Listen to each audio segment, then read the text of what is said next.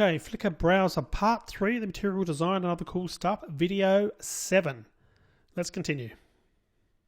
Okay, so let's fix up our adapter. So again, just to confirm what the problem is in main activity. So we've got our adapter, and on create, the problem is the Flickr Recycler view adapter isn't initialized here. It's not initialized until we get into our async task when we go to actually download the Flickr JSON data, then we start processing it. So it's really not a good design setting up the Recycler view adapter here, because this is going to be invoked numerous times every time we do a search query. What we really want to do is set up this initialization in the onCreate method, likewise for the adapter, to configure all of that. And then in this section here, the only thing we want to do is we just want to tell the adapter, here's the new data to display. So to get around that and to do that, we need to go to our Flickr Recycler view adapter. And there we need to add a new method. Simple method, we're going to call it load new data, public void load new data, depending on how you pronounce it. And we're going to accept as a parameter a list of photo objects. We're going to call it new photos. And the only thing we need to do is put mPhotosList, which is our internal representation that stores our photos, equals the new photos that were passed. Then we need to call a function called notify dataset changed.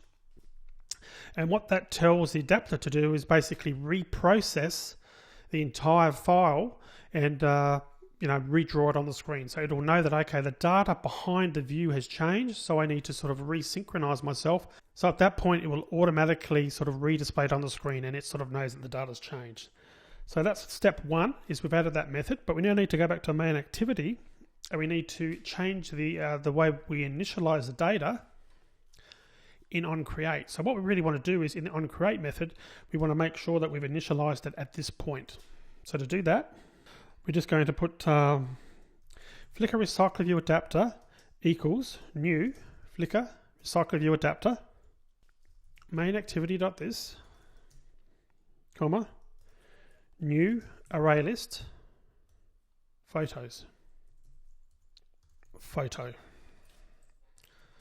Okay, so essentially we're initializing it with an empty set of data, which is perfectly acceptable. I mean, we want to attach our adapter as well. So mRecyclerView dot set adapter, and we need to change the order where this is recorded, where this is executed. It needs to be below the other RecyclerView. RecyclerView adapter.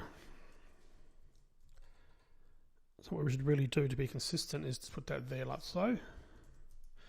Alright, so we've created the Flickr Recycler View Adapter here now. We've created it once, and we start off with no data, which is probably more functionally correct anyway, because we shouldn't be putting data. We don't know what the user has specified.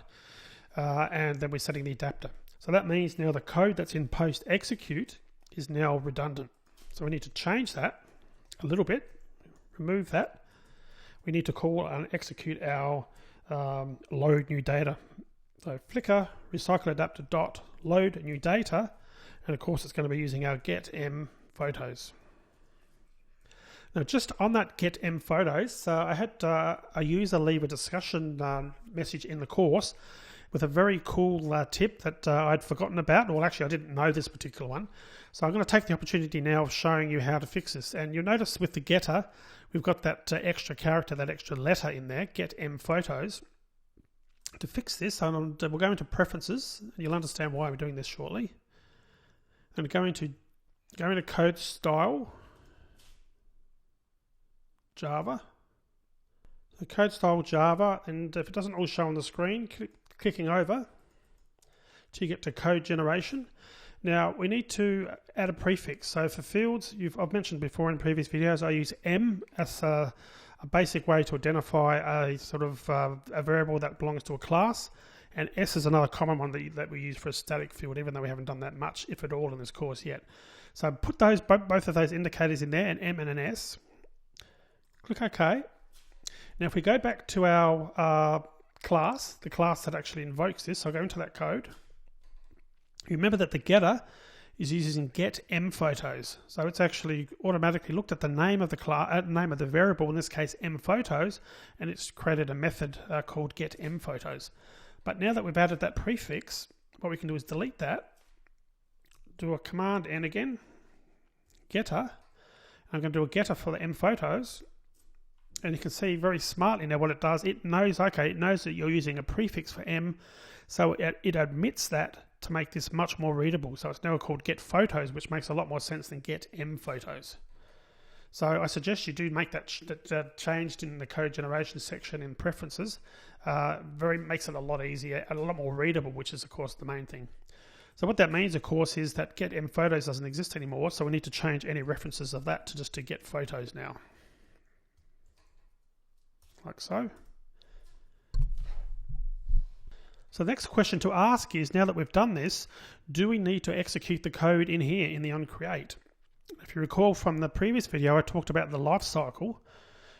We don't need to execute the code in here because we're going to be putting the code in the onResume section. So we can delete that out of here altogether and not execute that code, knowing that no matter if we're creating the activity for the first time or if we're resuming, the code down here in onResume is going to be invoked.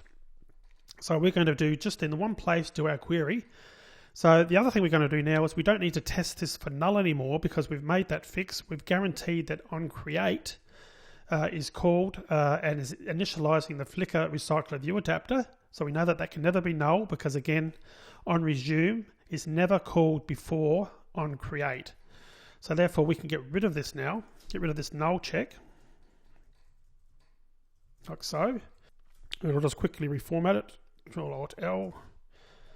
And so we know that, okay, no matter what, that's going to be called, and we're good to go. So that code should now work irrespective, and it's far more efficient now because we're not going to be invoking it multiple times. We were doing that when we were calling this method before, calling the activity before. We were calling it once in onCreate and once in onResume.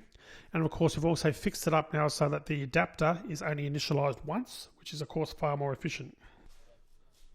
Okay, so we can just run that to make sure it still works.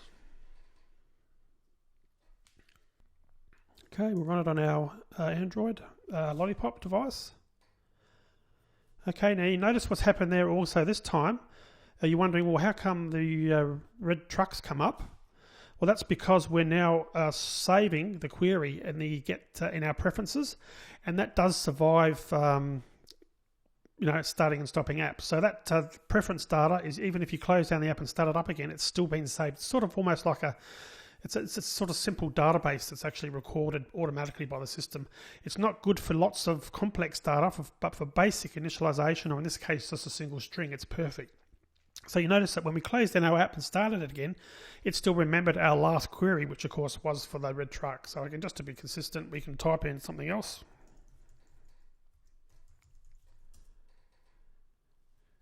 We've now got our Android Lollipop functionality working.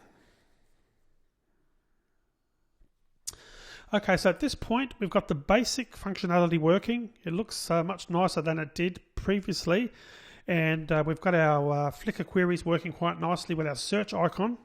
So the next thing to do is we want to add like a detail screen. So ideally what we want to do is we want to be able to click on one of these things, like a photo or one of these rows of information, then open up another screen that automatically displays more data. Perhaps it shows a photo in a large size, because of course these are only thumbnail versions, and maybe some more details on the other strings. Like for example, the author, we recorded that in our photos object. Author was one, and then also tags is another one, and the extended information. So let's do that in the next video. Let's start that process of creating that sort of photo detail screen, for want of a better term. I'll see you in the next video.